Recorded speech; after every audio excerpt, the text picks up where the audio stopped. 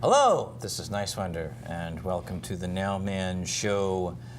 We are continuing our ongoing discussions on this program in real time, creating, building coalitions. And in this episode, I have two fellow producers here at Pasadena Media, and we're going to be discussing what comes up in the moment. And as usual, my format is the two questions, and that's where we will all introduce ourselves. So let's get right into that right now. In 1 minute or less, what is your name? What organization or show do you represent? Whatever you want to share there. And what is the mission of that show or organization? I'll start. My name is Dan Niswander.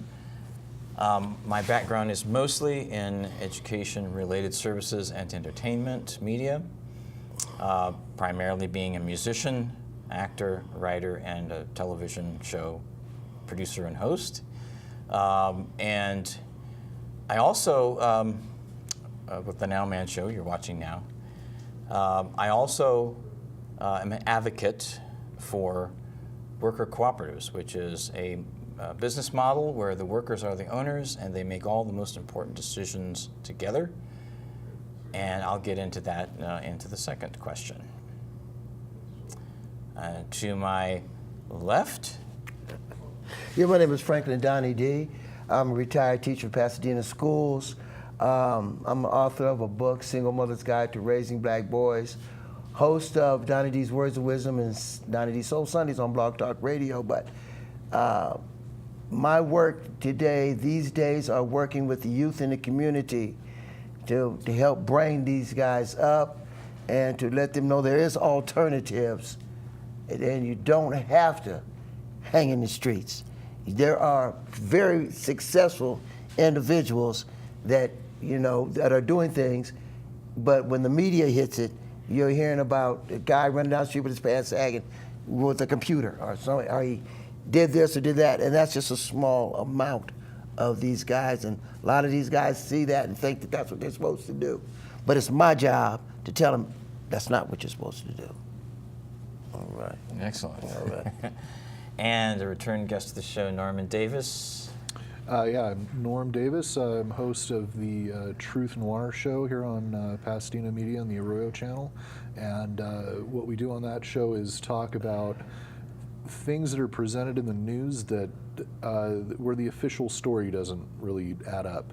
There's plenty of those where if it's like a mass shooting or some kind of odd event that's happened, and the official story that they're presenting you immediately after it happens is just like, how do you know this already, all of these facts, or something just doesn't add up. I try and look into those and try and get people to think outside of the mass media box, try and step outside of that and look in, and I don't know, try and set aside their political beliefs and just try to figure out what's the best thing to do, instead of what would my political party say, and let's just do that, because sometimes that's not the best thing to do.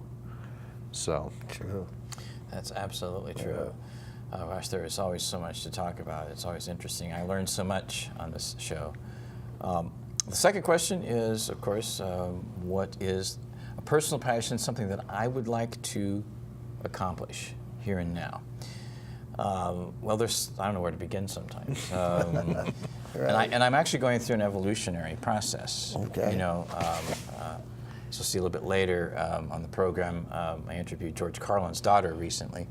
So I'm seeing myself going through an evolution as a performer and as an artist, and with my activism.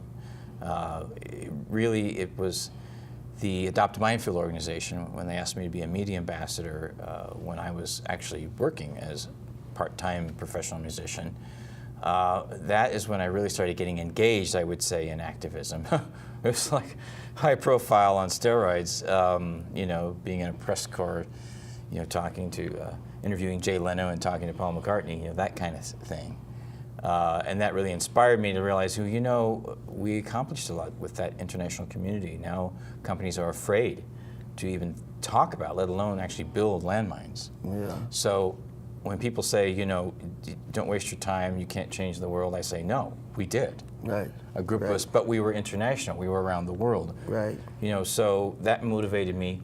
But it really wasn't until Occupy that I connected the dots beyond just the war machine stuff, and became more locally engaged and more aware in this community. And so that now combining ways with music, media, having worked in education, so I'm passionate about learning, and then the activism primarily with cultural and economic transition and how that connects to everything else, and then building coalitions like I'm doing with this program is my vision going forward. Amen.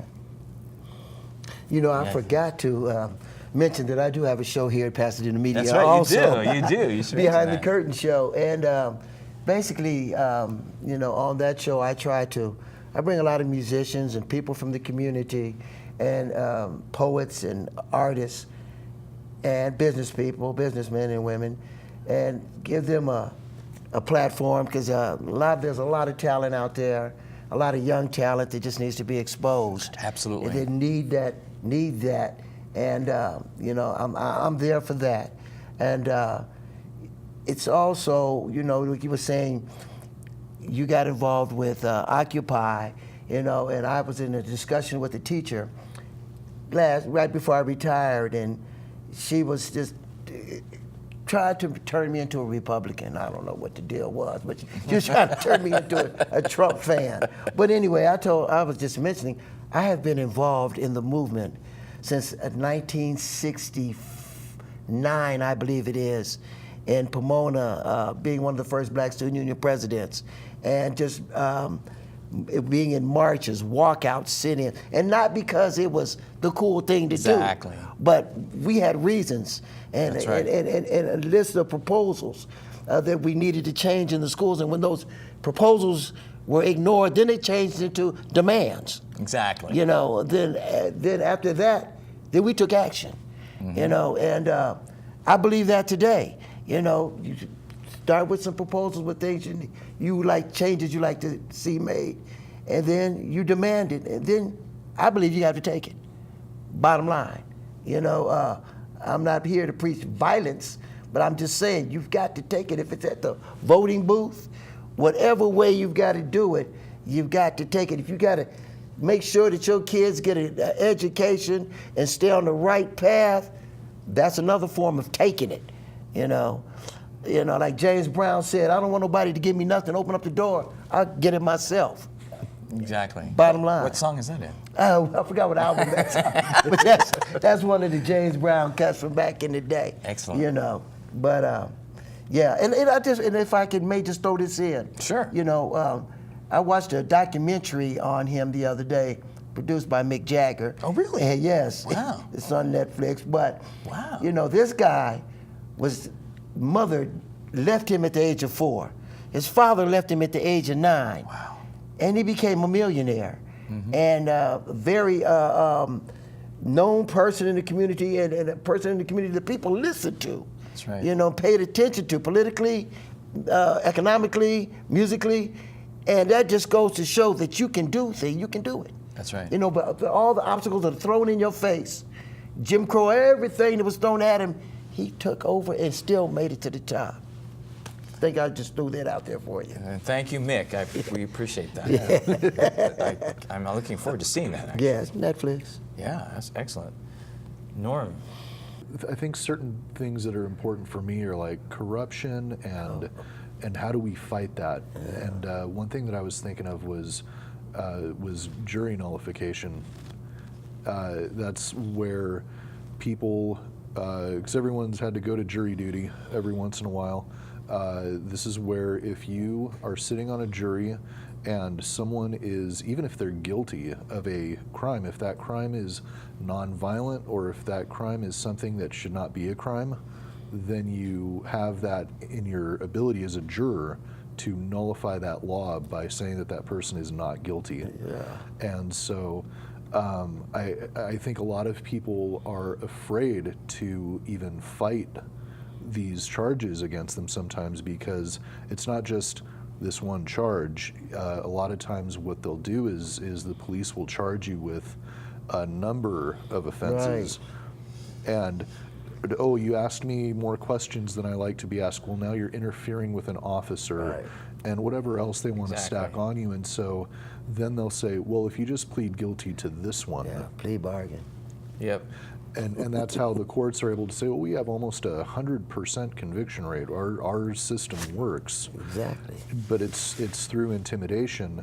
And I think not enough people are aware of the power they have as jurors to sort of right these wrongs in the penal code, but also people are afraid to fight them to begin with because a jury of your peers oftentimes doesn't have your back. As far as like, okay, well, I got caught with a plant.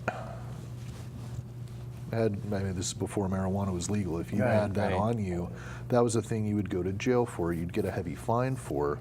Whereas if you had the confidence and the faith in your fellow man to fight that and have people be able to say, no, that shouldn't be a crime, not guilty, then you would start having your law enforcement enforce that as much, because it's a waste of their money being there to fight things that are going to get overthrown every time.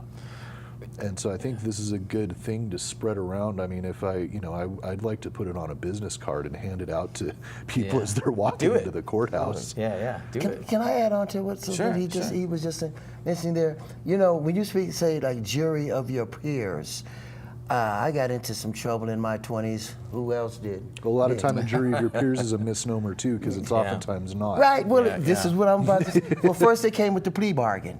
I said, no, I want a jury trial. I didn't do this. I said, and I want a jury of my peers. And the judge said to my public defender, what does he mean? I said, well, you know, I would like some black people, some white people from the community on my jury. This guy says, the judge, and I'll never forget him, and he says, well, if I get some black people on the jury, how do I know that they're not pot smokers too or drug addicts? And I looked you're kidding me. No, I looked at my public defender. I said, I can't get a fair trial from this guy. Anyway, it got thrown out. But that's what he felt, you know, jury of your peers. And Yeah. Well, there's so many different problems that, you know, that we have to really confront. And as you were saying earlier, you know, due to the voting booth, and I don't condone violence either. No. I make that 100%, 1,000% on the record. Right. I don't condone that. But I do understand what Chris Hedges says, the journalist, when he says these people have to go. Gotta go. You know what I mean? Both parties, the ones that aren't really looking out for the best interests of the people they're supposed to be representing, because everybody knows now, there's no secret, they're representing the 0.1%. Right. You know, mostly not white, even the 3% anymore. a little bit brown, a little bit black, a little bit Asian in America, not elsewhere, but you know, in America it's mostly white, but it's 0.1% of the population. And how few people is that? Do you realize the statistics this year, each year I follow them, especially since I've been doing this show. Right. 3 people now. It used to be like 68 back in 2015 when I was first looking at Oxfam, like 62 people, maybe 80, depending on what categories they were including, still, right? Now it's 3 people on the planet, and we even know their names because you look at the tax records. It's Jeff Bezos, Warren Buffett, and Bill Gates, 3 white guys. Right. They have more money than the bottom half of the U.S. population now, as of 2018. Right. That is a serious problem. And you know, even a conservative institution like Harvard has a new study out, which is, you know, it really just plays into the one that was done in Princeton in 2014, that the country is an oligarchy, that there's 2 parties that are one. It's a duopoly one party. And we are an oligarchy. This is a conservative institution. And you know, and you were talking about, you know, drugs, and like, you know, remember when they were putting people in prison for having just one marijuana joint? Yeah. Back, Gore Vidal used to say, you know, because he debated William F. Buckley in the late 60s. You know, it was highly publicized, and they got high ratings right before they showed the Democratic convention, right? That's why they did it on purpose, get a conservative and a liberal together. Yeah. And Gore Vidal even said William F. Buckley was for the total legalization of drugs then, right? And he said if somebody who always gets things wrong can be right. Yeah, sometimes. You know what I mean? Now, that doesn't mean that we're condoning the use of drugs and the abuse of drugs and all this kind of stuff. Yeah, just stop ruining people's lives over the matter. Right. But a lot of it's the politics of it. You know what I mean? And as well as ignoring the pharmaceuticals, which are another drug. Oh, it's another big business. Yep, big exactly. business. But you said something about the Democrats and about both parties. Well, I look at it this way. You got the AFC, NFC, they're the NFL. They all hang together. That's right. They have a Super Bowl to fight it out. They have elections and so-called fight it out. Right, But, right, exactly, right? But they all are the same, they all the same gang, man. One gang will tell you, well, I might give you a little bit of this, and another gang will tell you this, and it's what gang that you go along with that fits your needs, that you think fit your needs, but they're really not fitting your needs. Will make you think, oh, we're going to get a tax break. It's going to be more money in my pocket. Yeah, right. Where's it at? I know exactly. I know. And if it's Where's it at? even if it's $1,000, the average person that means they seems like a lot of money for a minute. For a minute, that's a kid. But you have to spend it because the cost of living goes up. Right. You know what I mean? And people don't realize that by the time some of us got into the workforce, the wages had already started declining. Cost of living is going up because that's one of the ways the rich have been getting richer. Yeah. And that $1,000 tax break, if that's theoretically, if that's what it would be, that ends up being about 50 cents per hour for a full-time employee. Right. So how much you get Not a week much. extra? How much a week you Not much. get an extra donut, Get man? an extra $20 a week. Yeah, maybe I know. half a tank of gas. Exactly. Yeah, I mean, and our debate system is a circus. I heard it broken down really well the other day. The guy said, debate is synthesis. You say something, I say I disagree with you. And then you say, well, here's why mine will work. Here's why mine will work.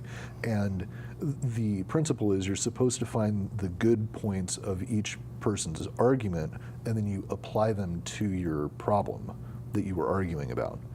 And there you have some kind of forward momentum.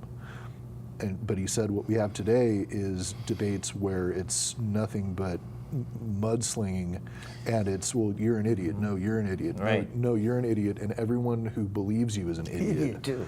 And then the same thing gets said in return. Well, what is the synthesis of that?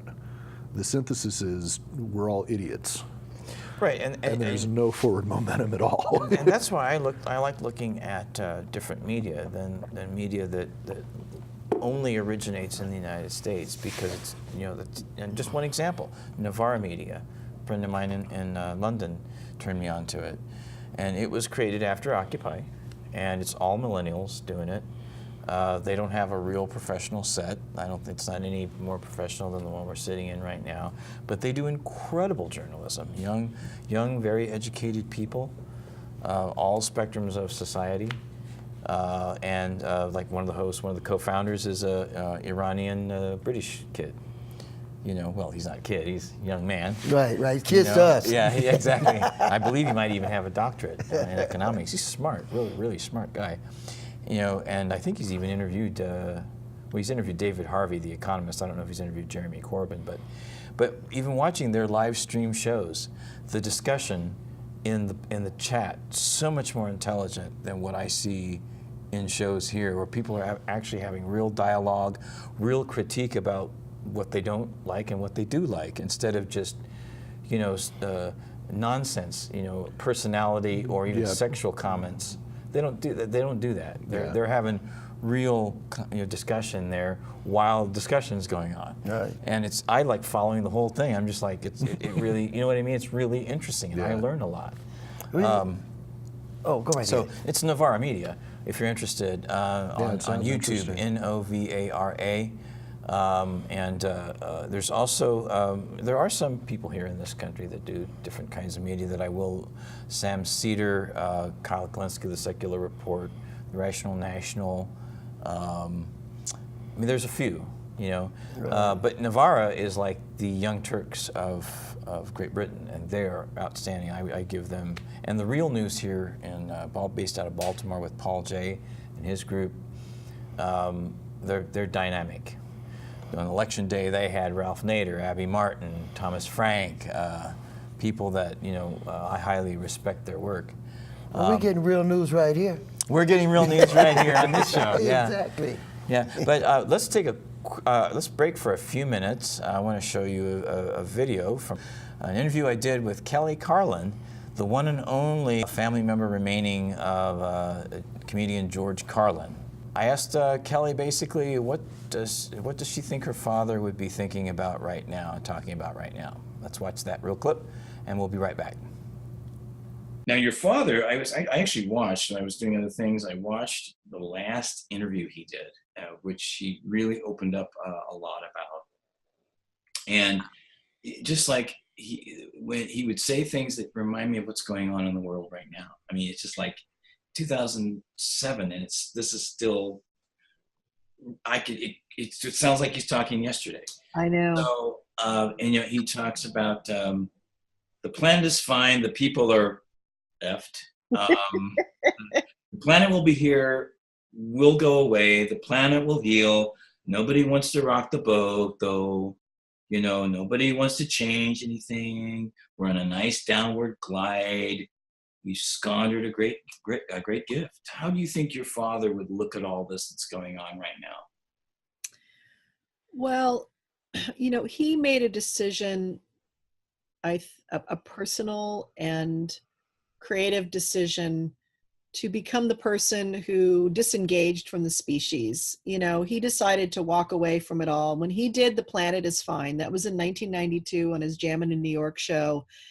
And it was very controversial because, you know, he wasn't saying don't try to save the planet, but he was saying the only reason you're trying to save the planet is because you're trying to save your life, your convenient life. Like, let's just get real about it. Ego. Yeah. Yeah. Like, you know, you're trying to save it so that you're not inconvenienced anymore. And if you really want to save the planet, then we would stop driving cars. Yes. And we would stop eating beef, you know. I mean, like those two things would probably save the planet right now. We would probably be okay if we could do those two things. That's right. But we're really not interested in that. So, and now with all of our devices, you know, it's just so anyway. So, you know, he warned us about all of this. He saw it all coming. It's all about greed, and greed is all about ego. So it's all about, you know, I want to make sure I have enough for me and my family. And we really haven't gotten past that. And it's not our fault necessarily. We're hardwired for it. We're hardwired to live in a scarcity mentality because we came up as hominids and as animals, and that's how they lived. And, you know, our brains were evolved for something very, very different than what we're living. So it makes all sense. You know, he said a line which really has given me comfort and pause the last few years, but it really, really works. He used to say, when you're born, you get a ticket to the freak show. Yeah. When you're born in America, you get a front row seat. And that's all I've been thinking about for the last 2.5 years is this is the freak show on steroids. How much more do we need of this for us to wake up, to really look each other in the eye and say, you know, you're a human and I'm a human, and we need to stop dividing ourselves into these teams and find out what we really, you know, how we really connect. And the only way we're going to do that is by stop listening to the news, stop watching television, and getting off of social media and having conversations with each other again. Okay, we're back. Kelly Carlin. Yeah, we've really got to learn how to talk to each other. Yes, we do. Communication is the key. You We know? must learn how to talk to each other. or we'll be at each other's throats if we don't, and not know why. That's right. That's right. Well, we've seen that before. Yeah, Exactly. Not know why. Remember in the 90s, when, why can't we just all get along? Right, Rodney Sure. King. Rodney King. Yeah, I mean, that was such a profound statement that those of us that were paying attention, realized that's It's the answer. Applicable to more than just the current moment. right, right, Exactly. that's right. And that will live forever. Exactly. You know, That's right. that'll live forever, way past Rodney King. That's right. That exactly. statement that he made will last forever. See, and that's where even in being an artist, being a writer, a musician, and now a TV producer and host and that kind of thing. That the whole creative process, I'm just, to me, that personally gives me hope. And the other hope is that people like yourselves who want to engage in this kind of discussion, where we can identify the problems. How can we solve this problem or that problem, and what can we do together going forward? That kind of thing inspires me. You know what I mean? Because there's a lot of stuff that can't inspire me. I'm going to be completely honest. It's just too many crazy things going on. Like Kelly said also, like, how much of this do we want? Yeah, well, you know, there's so much craziness going on right now. And as I look at the news that they give us, and I see after midterms, things are even looking even crazier. Right, I know. Especially from the guy at the top. Yeah, of course. He's I don't know what to do. They coming to get me, and they coming to get you too. Yeah, right, exactly, right? Right, they coming to get you. Well, let's have some closing statements. We will continue the show on YouTube, but we're going to wind down the broadcast version. So let's start, Franklin. Yeah, I just wanted to say before we leave out that we were speaking of the Earth real quick. The Earth is a living organism, just like you and I. If we get sick, our bodies will come and try to cure it and kill whatever disease is in us. Well, the Earth is the same way, but the Earth's disease has become man. And the Earth will be all right. As you said, Earth will be fine. But man is the disease. And if we don't get our acts together quick, we'll be gone, in my opinion. A lot of people would say the same thing. Yeah. And Norman? Yeah, I think, to go along with the kind of climate change thing, or the Earth as a living organism fighting off a sickness, like, if all of the political debate aside, I feel like if you can ask a person, like, hey, do you think it's a good idea if you just huff off of the gas pipe of a running vehicle? Like, would that be good for you to do? They would be like, no, of course not. And it's like, all right, well then why do we like kind of taper that down, doing that to ourselves as a whole and to the planet? Like, if there's a thing we can do more efficiently, if there's a new energy system we can exploit, like the sun, why not? Like, it's some kind of common sense stuff that, like, let's actually do the thing instead of spending millions of dollars arguing about it. Absolutely, absolutely. That's fantastic, guys. And like I said, we're going to continue this on YouTube. And as I always like to say, stay present in the moment, always.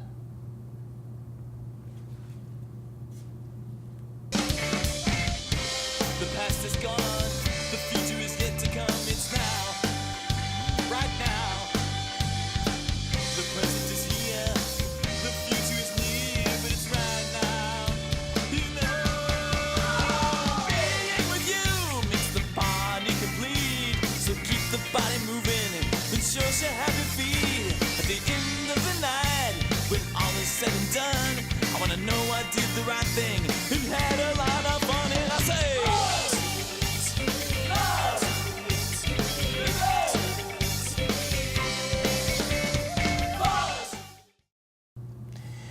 And we're continuing on YouTube to continue this discussion. This has been fantastic. All right. Yeah, thanks, man. Oh, my pleasure. There's a lot.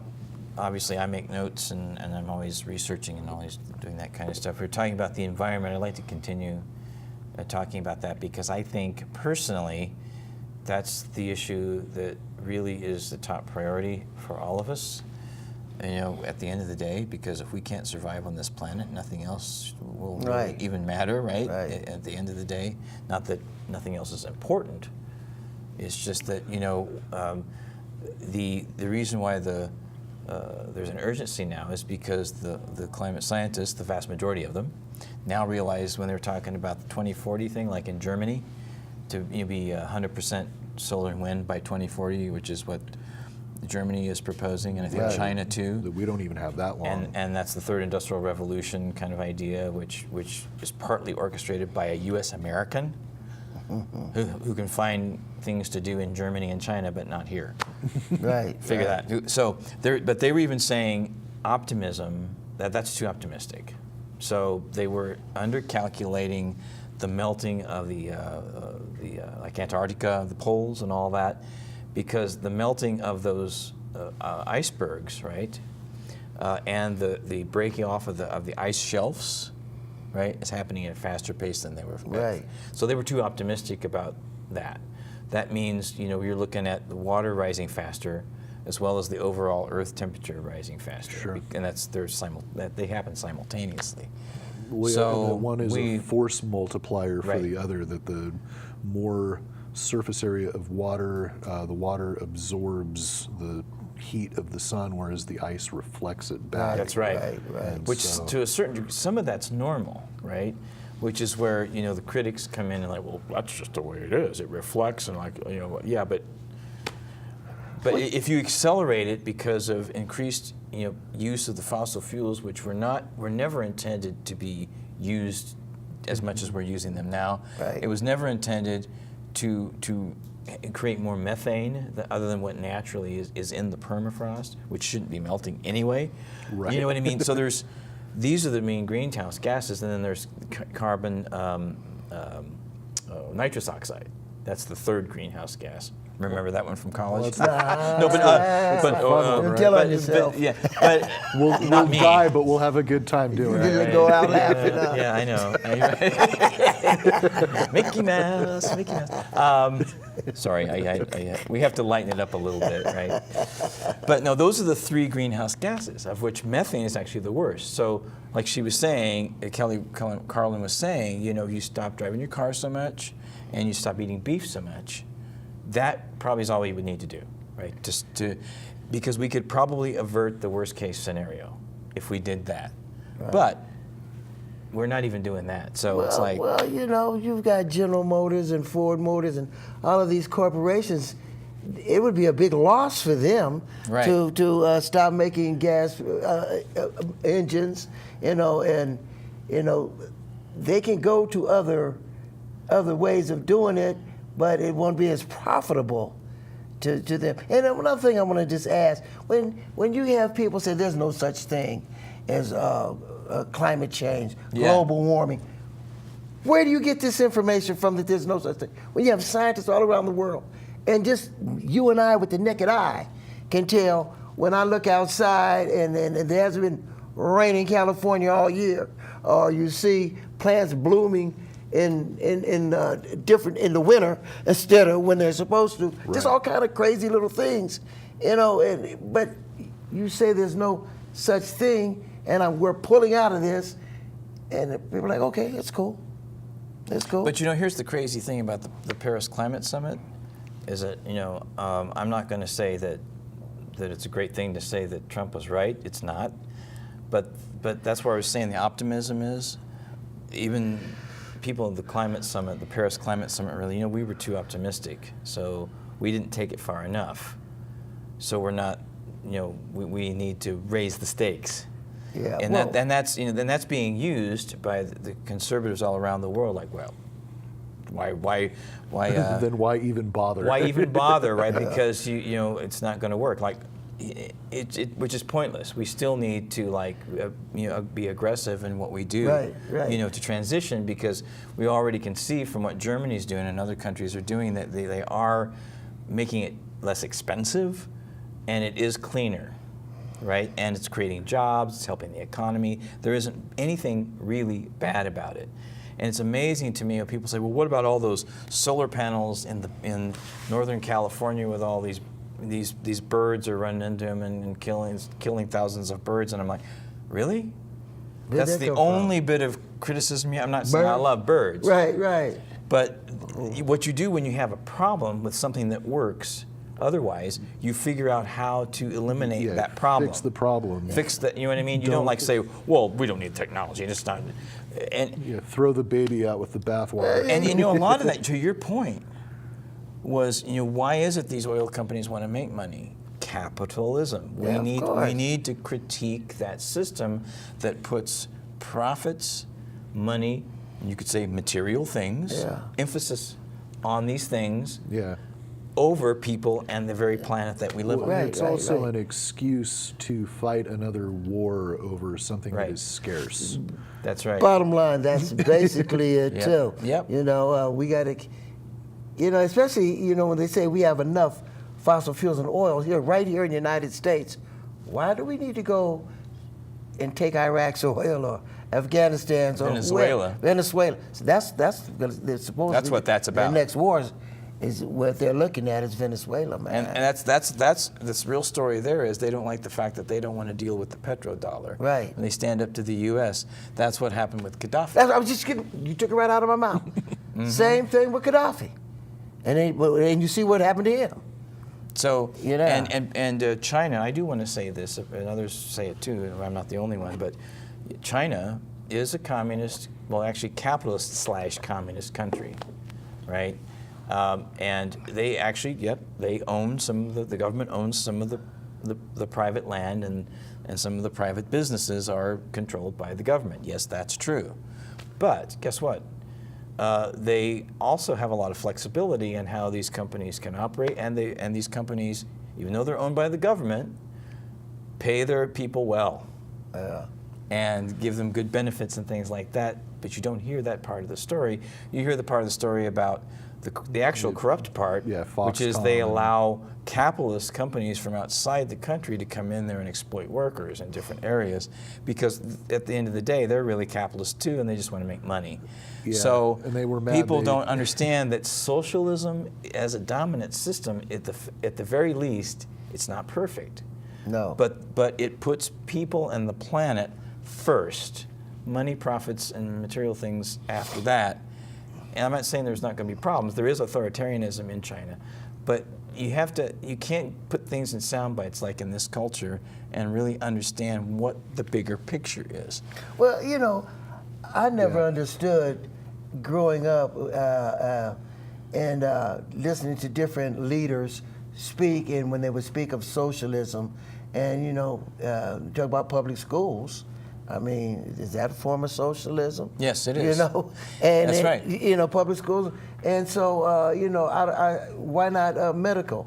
You know, people need Medicare. I mean, need their medical, and so that should be taken. There's countries that take care of your medical, they take care of your education, they make sure that you eat. You know, they were doing those things in Cuba, and you know, people went nuts. Some people went nuts. The United States just was really on Castro, and I'm not saying he was the best guy. I never lived there. Right, right. But you know, if it works for you, it works. And some of those things could definitely work here, but it would put some big corporations out of business. That's right. So it's evil. That's You know. which is not realistic critique Yeah. at all. Yeah. And they Yeah. don't want you to critique capitalism at all. Yeah. And you know some socialists, by the way. Do you know that Helen Keller was a socialist? Well, they say Barack Obama too. Was Barack Obama a socialist? I don't know. Go ahead, I'm Barack just Obama, I joking. don't think was a I'm socialist. just joking. But Dr. King, Dr. Martin Luther King, was a democratic socialist. Yeah. Let's see, and Albert Einstein, Dr. Seuss, both who lived in Pasadena, by the way, at various times in their lives, were democratic socialists. Yep. Right? So there are esteemed people throughout history and currently that are democratic socialists, or even just call themselves socialists. Well, It's not a It's not a dirty bad word. It's not a bad Right. word, man. Come Right. on. Well, and these That's are right. what gets me is that like these are people that you look up to a lot. Mm-hmm. Like no matter who you are in life, you've heard about Martin Luther King, and you've heard about Albert Einstein, and you've certainly heard about Dr. Seuss from the time you were a tiny little kid, and And it's these people who were highly intelligent and highly empathetic. Exactly. Like these were they people, lived their lives that way. You can go and read about it. Yeah, like these were people that cared about their fellow man. That's right. And they're saying, yeah, let's veer this way. And it's your personality cult people that are telling you otherwise. And that's what it really gets me. It's like, okay, you worship a guy like Donald Trump, who is largely indefensible.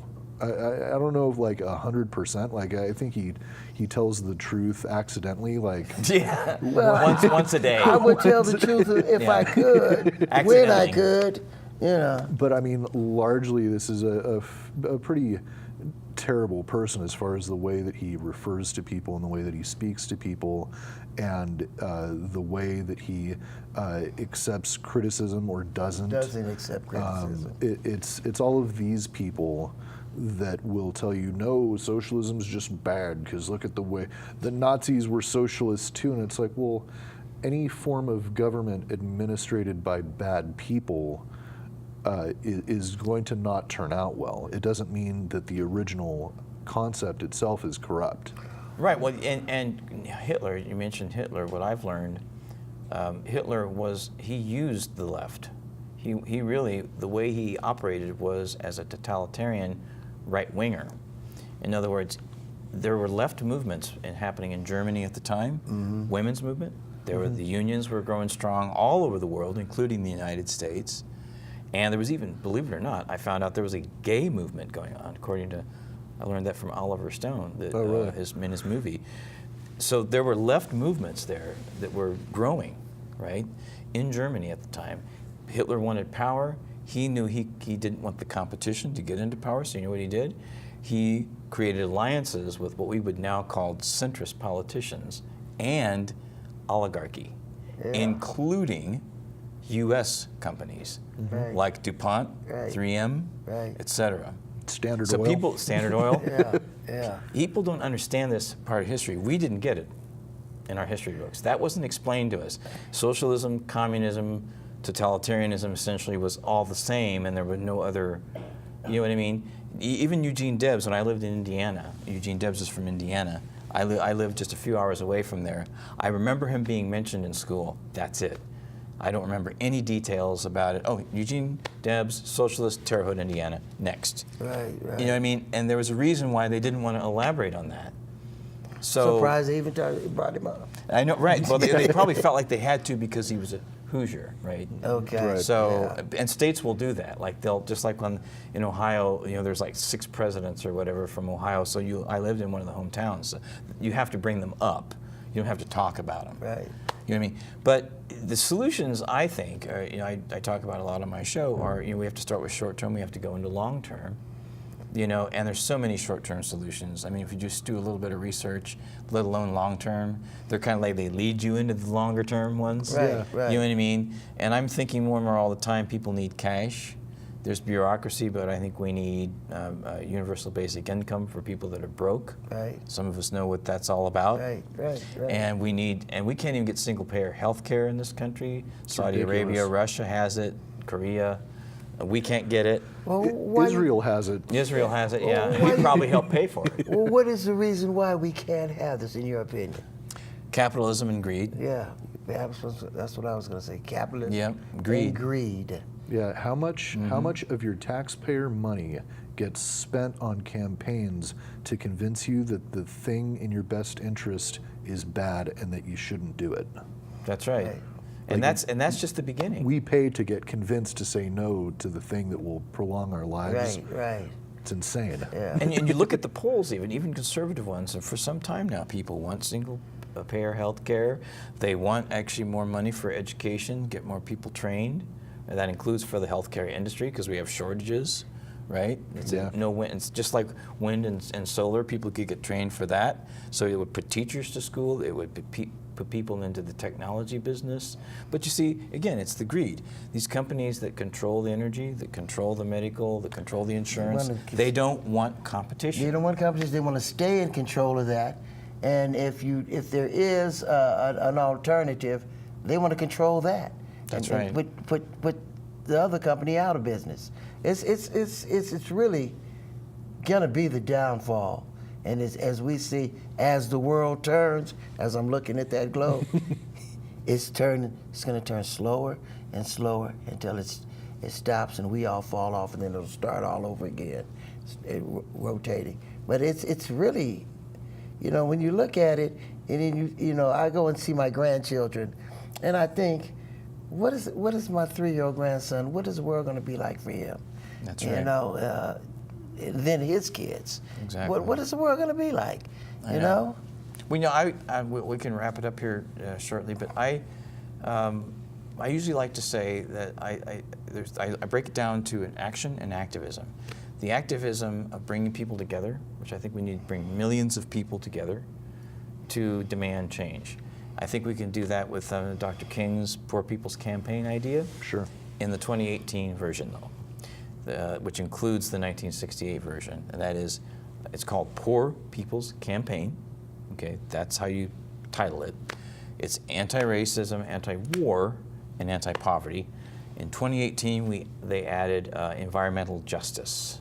Okay, and I think that's a way to bring millions of people together, because everybody can relate to something in that, if not all of it. Right. And then I think we have to really push for a New Deal, because there's an international interest in this. Some call it the Green New Deal, some just call it the next New Deal, whatever. This is not just a US thing. Actually, even in Europe, they're inspired by creating a New Deal for the EU, right? Yanis Varoufakis, he believes that that's what we should be pushing for. He said that we have a capitalism that can't really work with democracy. It just can't work. So oligarchies require that we believe we have democracies when we don't. He also says capitalism actually is overthrowing itself. Yeah. Right, and the 2008 crisis is proving that, because most people don't have recovery, as half the the population here in the United States, for instance, can't even afford basic necessities anymore. I'm getting there myself, so I know. And they can't afford $500 for an emergency. That is a deep crisis. Right. Well, let me ask you a question. How long does a democracy in history last? 200, 300, 400 years? It's never even, maybe from what we know in the Western, Well, yeah. since ancient Greek, maybe that, yeah. Yeah, and how long do they last? Not hundreds of years at the most. Yeah. But that was 2,000 years ago. Right, in the Western. Right. So hey, we're overdue. We're overdue for something cool, right? Don't you agree? So think about that, the Poor People's Campaign, and creating a New Deal or a Green New Deal or something like that. By bringing people together, we can have that kind of discussion, and that's still only the beginning. Well, we have to transition. I think we have to create a new system. Yeah, but I will get into that later. Well, they say, like Gil Scott-Heron said, the revolution will not be televised. Yeah. There will be a revolution. That's right. Well, actually, I think to that point, we are experiencing the revolution not being televised on mainstream TV. Yeah. It's already starting to happen. It's already happening now. And I think he was hip to that back then. Oh yeah, they knew the concept's the same, regardless of how the technology plays itself out, right? Even George Carlin figured that one out too. A lot of those guys did. Dr. King. Yeah. Dr. King was way ahead of everybody else. To Gandhi. So let's wrap this up now. And is there anything else you guys would like to say? Food for thought is what I left you with. Well, and we'll talk about it some more later. Thank you for inviting me to the show. Appreciate Absolutely. it. And I'd love to come back. Absolutely. Let's definitely. We will have even bigger and Pleasure being on. Always a pleasure being on, man. Always a pleasure. So this is Niswander. What a great panel discussion we've had today. Thank you guys, bringing your ideas and thoughts and consciousness to the enlightened conversation. Amen. And as I always like to say on the Nowman Show, stay present in the moment always.